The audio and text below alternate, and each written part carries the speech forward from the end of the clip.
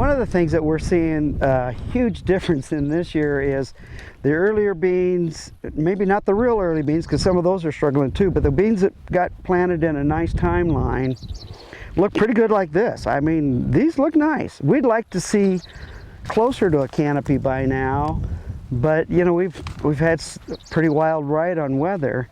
Maybe a little behind where we'd like to be, but not bad, not bad. So this is the same farmer, the same management program, but sometimes Mother Nature just doesn't cooperate. He wasn't able to get to this field before all those rains came, and so this thing has struggled from the day it was planted. Lots and lots and lots of farmers could say, yep, I got good fields and I got fields that are struggling. This year's been amazingly disease-free and amazingly insect-free.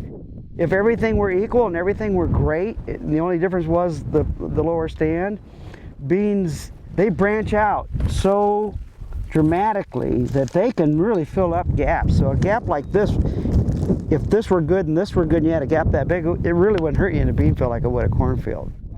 So yeah, beans have a tremendous ability to compensate, but it's hard for me to believe this thing's going to have as good a yield as that other field. I think you're looking at the markets, they must be thinking we're going to be above trend line.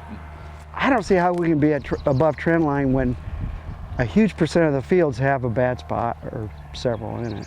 Well, you know, we always hear those people say when they're interviewed, rain makes grain. And that's true, rain makes grain, but excess rain doesn't. We're going to have a good crop. We're not going to have a great crop. We're not going to have a record breaker.